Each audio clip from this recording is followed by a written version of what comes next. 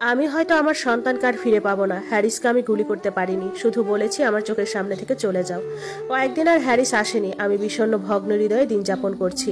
যে মেয়েটির বাড়িতে আছি সে সম্পূর্ণ অন্যরকম, তবে আমি আসার পর মেয়েটির ভীষণ সুবিধা হয়েছে, কারণ ঘর নোংরা থাকে না। কাপড় চোপড় পরিষ্কার করে রাখি, রান্না করে রাখি।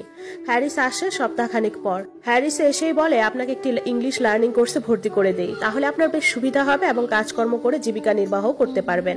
আমি রাজি হই এবং সে আমাকে ইংলিশ লার্নিং কোর্সে ভর্তি করে দেয়। আমি প্রতি বিকেলের দিকে যেতাম। আমি তেমন একটা স্মার্ট ছিলাম না, তাই কেউ আমার সাথে তেমন একটা মিশতো না।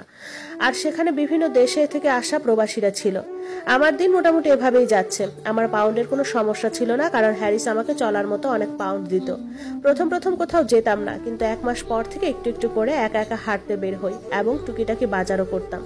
মেয়েটির সাথে আস্তে আস্তে ভাব বিনিময় হয়। হ্যারিস মাঝে মাঝে আসতো এবং বলতো, সবসময় আসতে পারি না কারণ আপনার কথা পরিবারের কেউ জানে না, জানলে আমার অনেক সমস্যা হবে। আপনি নিজের মতো করে বাঁচুন। আপনার জন্য একটি কাজ ঠিক করেছি, চাইলে করতে পারেন। আমিও রাজি হলাম। কাজটি হলো একটি রেস্টুরেন্টের ধোয়া মোছার কাজ, পরিচ্ছন্ন কর্মী। আমি সেখানে কাজ শুরু করি সকাল 10টা থেকে রাত 1টা পর্যন্ত। খুব পরিশ্রমের কাজ ছিল, তবে বেতন ভালো ছিল। এদেশের সবাই সবার মতো বিজি। আমিও ধীরে ধীরে সময়ের সাথে সাথে নিজেকে মানিয়ে নিয়েছি। বাড়িতেও টাকা পাঠাতাম। আমার মা প্রথম প্রথম অনেক কান্না করতো, কারণ না বলে এত দূর এসেছি। দেখতে দেখতে কয়েকটি বছর কেটে গেল। আমি মেয়েটির বাসায় আছি। একটা টাকাও ভাড়া নিত না। হ্যারিসের বন্ধু ছিল। এর মধ্যে মেয়েটি বিয়ে করে এবং কয়েক মাস সে তার স্বামীর বাড়িতে গিয়ে থাকে। তখন বাড়িটা পুরোটা আমার দায়িত্বে দিয়ে যায়। কিন্তু উড়নচণ্ডী মেয়ে ঘন ঘন প্রেমে পড়ে, সংসারটা বেশি দিন টিকেনি, আবার ফিরে আসে। এদেশে এসে আমাকে কোনো ঝামেলায় পড়তে হয়নি, কারণ হ্যারিস ছিল সব সময়। চাকরি করেছি, খেয়েছি, ঘুমিয়েছি। প্রায় 5 বছর পর হ্যারিসের সাহায্যতে আমি এদেশের নাগরিকত্ব পেয়ে যাই। এর মধ্যে একজন সিলেটি আসে জীবনে।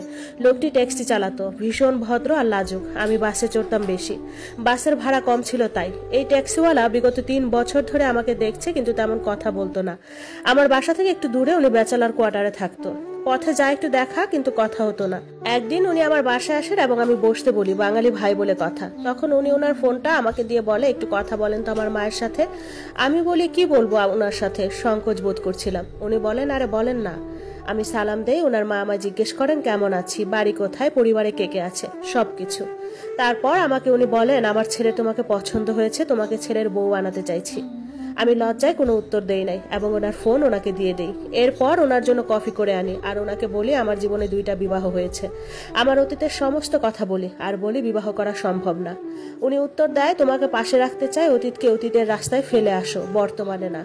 আমি তোমার সম্মতির অপেক্ষায় থাকবো। এভাবে কেটে যায় আরো 9 মাস। উনি পথে আমাকে দেখলে সালাম দিতেন।